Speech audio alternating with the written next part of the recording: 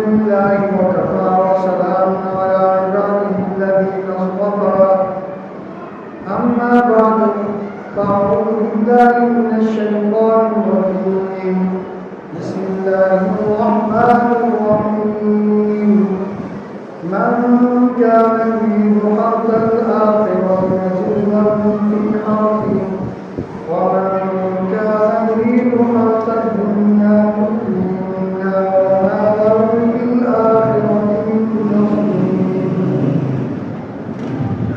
صدق الله العظيم. اللهم صل على محمد وعلى آل محمد كما صليت على إبراهيم وعلى آل إبراهيم إنك حميد مجيد. اللهم بارك على محمد وعلى آل محمد كما باركت على إبراهيم وعلى آل إبراهيم إنك حميد مجيد. سبحان ربك رب العزة عما يصفون وسلام على المرسلين والحمد لله رب العالمين. میرے انتہائی تعلق اور کئی دنوں کے بعد حاضری ہو رہی ہے. میں نے آپ کے سامنے سورہ شورہ کی آیت تلاوت کی ہے. اللہ تعالیٰ سے دعا ہے کہ اللہ تعالیٰ اس کا صحیح اور پھر ہم سب کو اس کے مطابق عمل کرنے کی. اس آیت کے اندر اللہ پاک نے آخرت اور دنیا کے طلبگار کا ذکر فرمایا. اللہ تعالیٰ فرماتے ہیں من کان یرید حرث الآخرۃ نزل له فی حرثہ. جو شخص ارادہ کرتا ہے آخرت کی کھیتی کا تو ہم اس کی کھیتی کرواتے ہیں. ومن کان یرید حرث الدنیا نؤتیہ منہا. اور جو شخص دنیا کی کھیتی کا ارادہ کرتا ہے نؤتیہ منہا اس میں سے ہم کچھ اس کو دے دیتے ہیں. وما لہ فی الآخرۃ من نصیب. اور اس کے لیے آخرت کے اندر کوئی حصہ نہیں. اب یہ کہ یہ دنیا یہ آخرت کے جو کھیتی کے طلبگار ہیں وہ کن صفات کے مالک ہیں.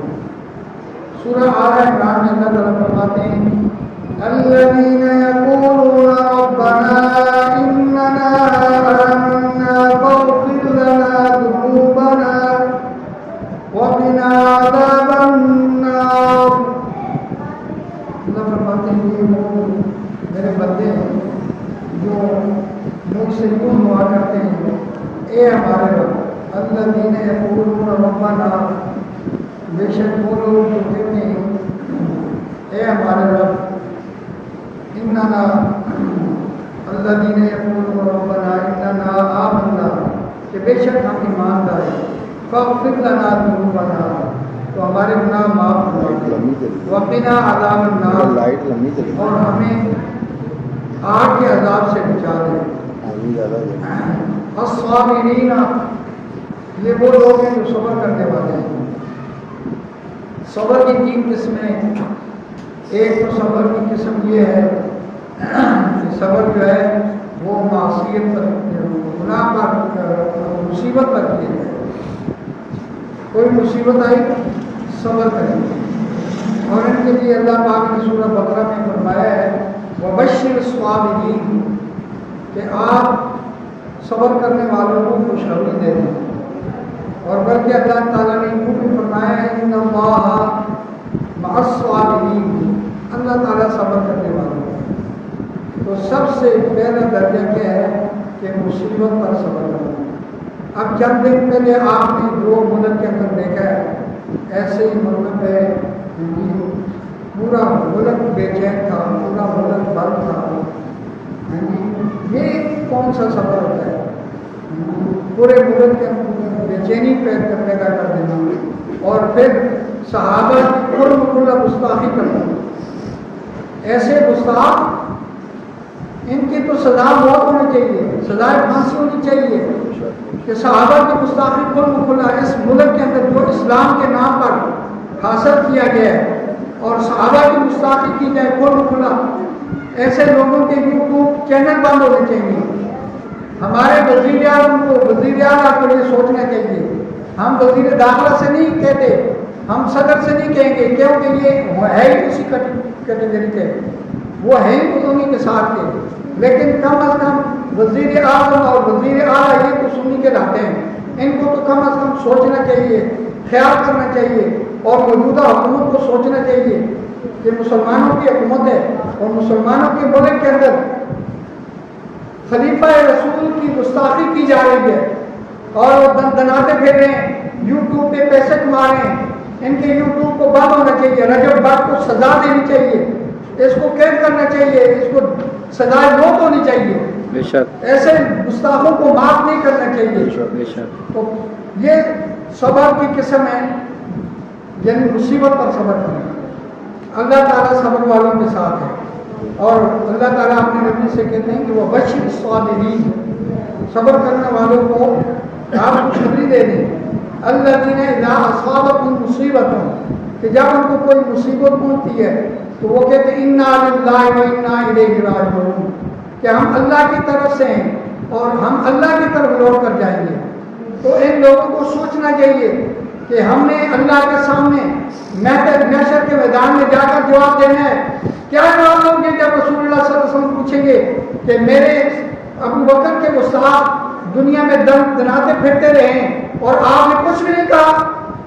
اگر اور لوگوں کو پکڑتے ہو مارتے ہو تو ان کو کیوں نہیں مارتے، ان کو کیوں چھوڑتے ہو؟ ان کو پکڑو، ان کو بالکل کوئی گنجائش نہ دو. ہیں جی، یہ ہم اس وزیر داخلہ کو نہیں کہیں گے، ہم اس صدر کو نہیں کہیں گے. صرف ہمارا مطالبہ جو ہے وزیر اعظم اور وزیر اعلیٰ سے ہے کہ ان کو سوچنا چاہیے. یہ سنی ہے، اگر یہ سنی ہے تو ان کو خیال کرنا چاہیے. دوسرا درجہ صبر کا یہ ہے کہ صبر علی اطاعت پر صبر کرنا. سردیوں کا موسم ہے، شدید سردی پڑ رہی ہے، آپ کا دل یہ چاہ رہا ہے کہ ابھی وضو نہ کیا جائے، سردی ہے، لیکن آپ جو ہے وہ آپ نے بستر سے اٹھتے ہیں اور آگ پر وضو کرتے ہیں، آپ نے رب کو مناتے ہیں. تو ان کے بارے میں اللہ تعالیٰ سورہ سجدہ میں فرماتے ہیں فَتَجَافَى جُنُوبُهُمْ عَنِ الْمَضَاجِعِ يَدْعُونَ رَبَّهُمْ خَوْفًا وَطَمَعًا وَمِمَّا رَزَقْنَاهُمْ يُنْفِقُونَ. تَتَجَافَى جُنُوبُهُمْ، ان کے پہلو عَنِ الْمَضَاجِعِ جدا رہتے ہیں بستروں سے، يَدْعُونَ رَبَّهُمْ خَوْفًا وَطَمَعًا، آپ نے رب کو پکارتے ہیں امید کرتے ہوئے اور ڈرتے ہوئے اور امید کرتے ہوئے. ڈر بھی یہ ہے کہ کہیں ہماری یہ عبادت جو ہے نا رد نہ کی جائے، اور امید بھی ہے کہ ہمارا رب جو ہے وہ 70 ماہ سے زیادہ محبت کرنے والا ہے، وہ اپنے بندوں کو جو ہے نا وہ بے یار مددگار نہیں چھوڑے گا. وَمِمَّا رَزَقْنَاهُمْ يُنْفِقُونَ، اور اللہ تعالیٰ فرماتے ہیں جو ہم نے ان کو دے رکھا ہے، مال دے رکھا ہے، علم دے رکھا ہے، کوئی صلاحیت دے رکھی ہے، وہ ہمارے راستے میں اس کو خرچ کرتے ہیں. فَلَا تَعْلَمُ نَفْسٌ مَّا أُخْفِيَ لَهُم مِّن قُرَّةِ أَعْيُنٍ جَزَاءً بِمَا كَانُوا يَعْمَلُونَ. اللہ تعالیٰ فرماتے ہیں کہ اللہ تعالیٰ نے جو ان کے لیے خزانے چھپا کر رکھے ہیں وہ کسی کو بھی پتہ نہیں. نبی کریم صلی اللہ علیہ وسلم نے فرمایا کہ اہل جنت کے لیے اللہ پاک نے جو خزانے چھپا کر رکھے ہیں، لا عین لا کسی دل پر نہ کسی نے کسی آنکھ نے دیکھے ہیں، لا عین رأت ولا اذن سمعت، اور نہ کسی کان نے سنے ہیں، ولا خطر علی قلب البشر، اور نہ ہی کسی انسان کے دل پر ان کا کھٹکا ہی آتا.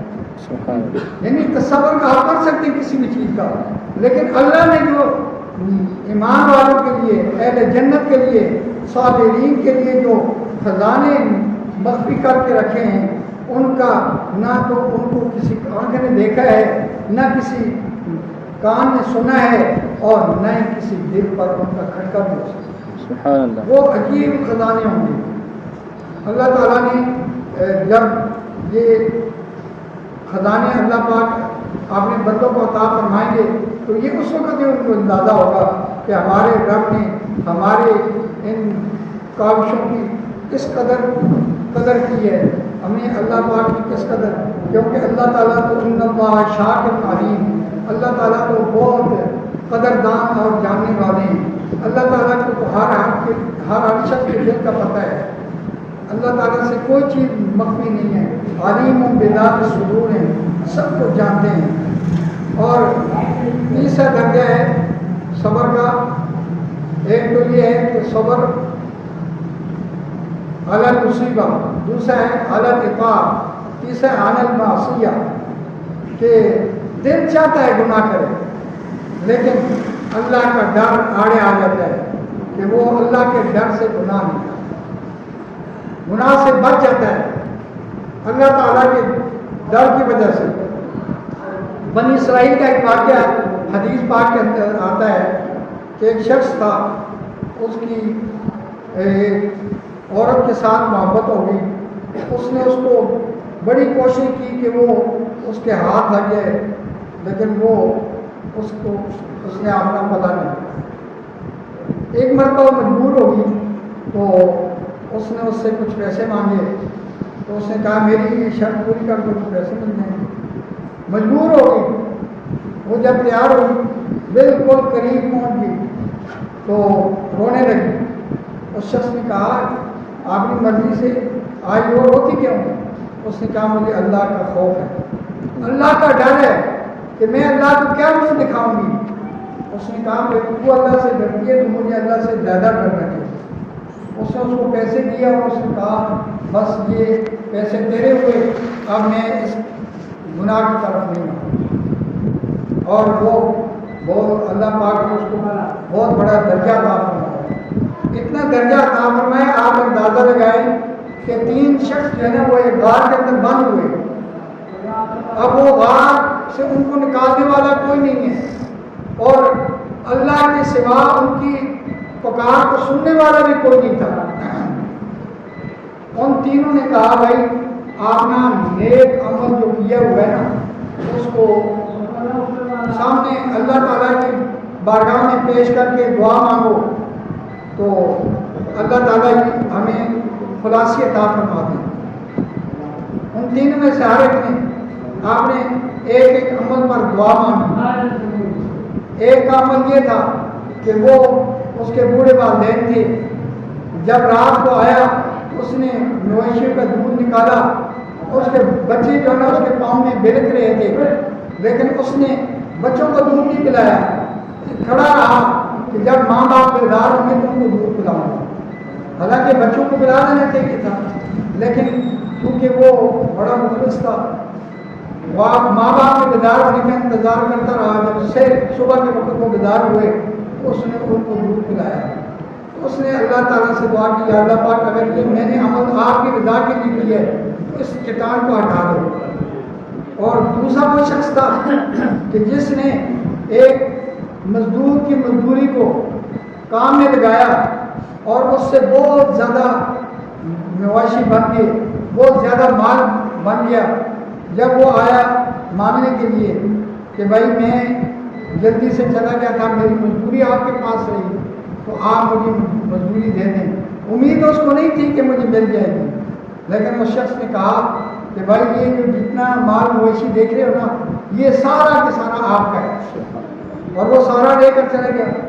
تو اس اللہ کے بندے نے دعا کی کہ یا اللہ پاک اگر یہ عمل میں نے آپ کی رضا کے لیے کیا تو اچھے اسٹارٹ کو ہٹا دیں۔ تو پہلے کی دعا سے بھی تھوڑی سی ہٹی، دوسرے کے دعا سے بھی تھوڑی سی ہٹی، اور تیسرا یہ وہ شخص تھا جس نے اللہ کے خوف کے لیے یہ کام چھوڑا تھا۔ اس نے بھی دعا کی کہ اللہ پاک یہ عمل اگر میں نے آپ کی رضا کے لیے کیا ہے، آپ کے خوف کی وجہ سے کیا ہے تو یا اللہ یہ ایک چٹان کو ہٹا دو۔ تو اللہ تعالیٰ نے مکمل طور پر اس چٹان کو ہٹا دیا۔ سبحان اللہ۔ تو یہ اعمال تھے ان کے اچھے اعمال جس کی وجہ سے اللہ تعالیٰ نے ان کی مدد فرمائی۔ بہرحال صبر علی معصیہ، آج بھی کوئی موقع ملتا ہے حرام کھانے کا موقع ملتا ہے انسان حرام سے بچے، سود سے بچے، اسی طرح کسی کا حق مارنے کا موقع آتا ہے اس سے بچے، تو یہی اللہ کی رضا آج بھی حاصل ہو، اور یہی صبر عن المعصیت ہے، گناہ سے صبر کرنا۔ گناہ کا یہ تقاضا ہے کہ آپ اپنی خواہش کو پوری کرو، لیکن اللہ کا حکم کا تقاضا یہ ہے کہ یہ نہ کیا جائے۔ تو جو شخص اس کام میں پڑتا ہے، اللہ تعالیٰ فرماتے ہیں افرأیت من اتخذ الہہ ہواہ، کیا اس شخص کو تم نے دیکھا ہے کہ جس نے اپنی خواہشات کو اپنا معبود بنا لیا ہے؟ یہ ایسا مطلب ہے برا شخص ہے کہ جو اپنی خواہشات کے پیچھے چلتا ہے۔ تو اس لیے صبر عن المعصیہ، گناہ سے بچنا، یہ بھی بہت پسندیدہ ہے۔ تو الصابرین، تو آج صبر کرنے کا وقت ہے۔ تو یہ جو ہے نا ملک میں پورا امن برباد کیے ہوئے ہے، اور پوری جو ہے نا حکومت اس کے اندر مصروف ہے۔ 10 دن یہ حکومت والوں کو آرام نہیں ہوتا اور بڑی کامیابی سمجھیں۔ حالانکہ اگر تم ان کو اپنے گھر اپنے عبادت خانے میں روکو، کوئی بے چینی نہیں ہو سکتی۔ سنیے، اپنے عبادت خانوں میں عبادت کرتے ہیں، آپ جمعے کے دن اپنی مسجد میں آتے ہیں یا کہیں اور جاتے ہیں؟ رمضان میں آپ اپنی مسجد میں آتے ہو یا کہیں اور جاتے ہو؟ مسجد میں آتے ہو نا جی، سنی مسجد میں آتے ہیں۔ تو یہ بھی ایک اس ملک کا طبقہ ہے، تو ان کو بھی آپ نے وہاں وہ ان کے آپ نے عبادت خانوں میں رہنا چاہیے۔ باہر آ کر کیا شو کرتے ہیں؟ یہ قانون ہونا چاہیے، اور قانون بہت سے بنتے ہیں، یہ قانون کیوں نہیں بنتا کہ ان کو اندر بند کرنا ہے؟ اگر یہ اس طرح کا شو نہ ہو تو یقین کریں ان کے پاس کوئی بھی نہیں، یہ صرف جو ہے نا نمائش کر کے آپ نے کثرت بڑھاتے ہیں۔ الصابرین والصادقین، دوسری صرف یہ ہے کہ سچ بولتے ہیں، چاہے وہ جان جاتی ہے، جان کی پرواہ نہیں کرتے، لیکن وہ سچ بولتے ہیں۔ والقانتین، اور فرما بردار ہوتے ہیں۔ والمنفقین، اور خرچ کرنے والے ہوتے ہیں، اللہ کی راہ میں خرچ کرتے ہیں۔ آپ نے مال پر سانپ باندھ کر نہیں بیٹھ سکتے، خزانے پر سانپ نہیں بنتے، وہ اللہ کی راہ میں خرچ کرتے ہیں۔ والمستغفرین بالاسحار، اور سحری کے وقت ساری رات عبادت کرتے کرتے کرتے جب سحری کا وقت ہوتا ہے کہتے ہیں یا اللہ پاک، ہم وہ حق ادا نہیں کر سکتے جو آپ کی عبادت کا حق تھا، یا اللہ پاک ہمیں معاف فرما دے۔ استغفار کرتے ہیں، اپنے گناہوں کی بخشش طلب کرتے ہیں۔ اور سورہ ذاریات میں اللہ تعالیٰ فرماتے ہیں وَبِالْأَسْحَارِ هُمْ يَسْتَغْفِرُونَ وَفِي أَمْوَالِهِمْ حَقٌّ لِلسَّائِلِ وَالْمَحْرُومِ وَفِي الْأَرْضِ آيَاتٌ لِلْمُوقِنِينَ وَفِي أَنفُسِكُمْ أَفَلَا تُبْصِرُونَ وَفِي السَّمَاءِ رِزْقُكُمْ وَمَا تُوعَدُونَ فَوَرَبِّ السَّمَاءِ وَالْأَرْضِ إِنَّهُ لَحَقٌّ مِثْلَ مَا أَنَّكُمْ تَنطِقُونَ۔ اللہ تعالیٰ یوں ان کی تعریفیں فرماتے ہیں، اتنے اللہ تعالیٰ کے برگزیدہ ہیں۔ سحری کے وقت اللہ تعالیٰ سے استغفار کرتے ہیں۔ اللہ تعالیٰ فرماتے ہیں کہ مالوں کے اندر مانگنے والے اور نہ مانگنے والوں دونوں کا حق ہوتا ہے، وہ مانگنے والوں کو بھی دیتے ہیں اور جن کو سمجھتے ہیں یہ حقدار ہیں، مستحق ہیں، ان کو بھی دیتے ہیں۔ وَبِالْأَسْحَارِ هُمْ يَسْتَغْفِرُونَ وَفِي أَمْوَالِهِمْ حَقٌّ لِلسَّائِلِ وَالْمَحْرُومِ وَفِي الْأَرْضِ آيَاتٌ لِلْمُوقِنِينَ، اور زمین کے اندر اللہ تعالیٰ کی نشانیوں کو دیکھ کر وہ یقین کرنے والے ہوتے ہیں۔